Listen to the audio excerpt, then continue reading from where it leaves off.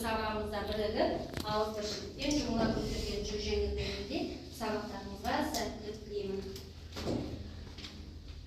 Мына суретте не көріп отырсыздар? Өткен сабақтарымыз не өтті? Абсолютно қара дене жылу шығарады және жарық шығарады. Қайсысына келіп тоқтады? Жақсы, ондай болса балалар бүгінгі күн ретін жазайық. 17 сәуір, рентген сәулесі 34 параграф. Бұл жерде тұрған сәуле шығару шкаласында 7 сәуле көрсетілген. Біздің рентген сәулемізде 30 қатарға енгізіледі екен. Енді бұл сәулелердің бір-бірінен айырмашылығы неде?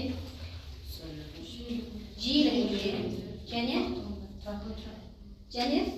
толқын ұзындықтарында өздері шкалада көрсетіліп тұр. Ал ұқсастығы неде? Қаншаға тең? 300-ге яғни мыналардың барлығы сондай жылдамдықпен қозғалады екен. Енді жаңағы 19 ғасырдың аяғында ғалымдарды төменгі қысымдағы сәуле шығару қызықтыра бастайды. Соған тәжірибе жасап зерттеу жүргізген, ол бізде Вильгельм Рентген 1895 жылы осыған тәжірибе жасап көреді. Соны дәлелдеуге тырысады. Ол үшін рентген түтікшесін алады.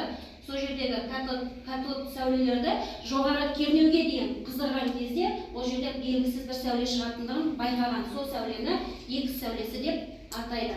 Ол түтікшенің цирконий және барий циркониймен қоршап қаптаған кезде жарық шығарғанын байқайды. Сол жарық шығып тұрған жарыққа қолды қойған кезде суретті, мынандай сурет қолдың суреті шығатынын көрген. Осы сәулені X сәулесі деп, кейіннен оны рентгеннің құрметіне рентген сәулесі деп атаған екен. Міне мына жердегі жаңағы электрондардың ұшып шығуы, яғни катод сәулесі, ол бізде электрондар не бар екендігін көру үшін қолданылады. Кез келген кристалдың ішкі құрылысындағы атомдардың орналасуын көруге болады. Және өте кішкентай заттардың жекелеген атомдардың орналасуын көруге болады. Және сонымен қатар қай жерде қолданылады?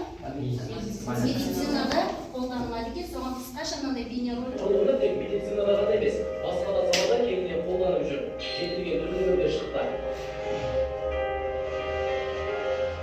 Рентген сәулелері ағзаға өте зиян деп жылына бір-ақ рет өкпені тексеруден өткіземіз.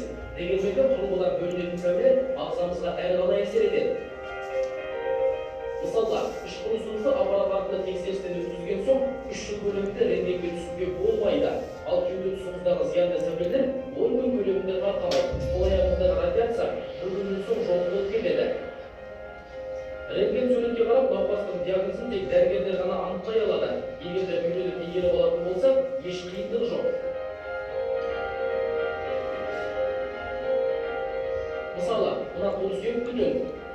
Ал бұл рентген суретте сүйектің сынғанын оңай аңғарамыз. Енді сауалдардың өкпесі. Егер ақсан табылса, өкпе тұсында ақшылдақтар пайда болады. Біздің сабағымызда қолданылатын BIS технологиясының алгоритм картасын қолданамыз. Алгоритм картасының негізгі мақсаты ол бүгінгі өткен тақырып бойынша білім сапасы нормасы қанша пайыз екен? 63%. Бізде сыныпта 21 оқушы отыр.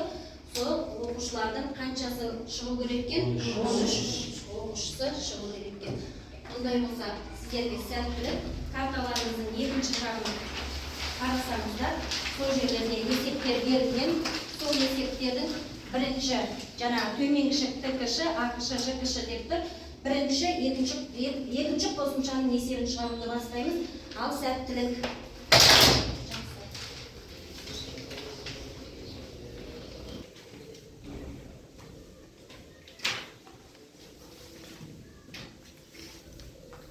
Берілгенін жазамыз әдемілеп. Формулаларымыз картада зор сіздерде.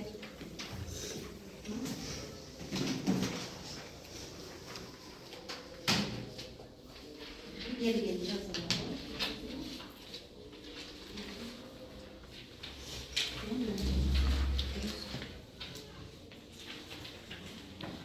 Yes,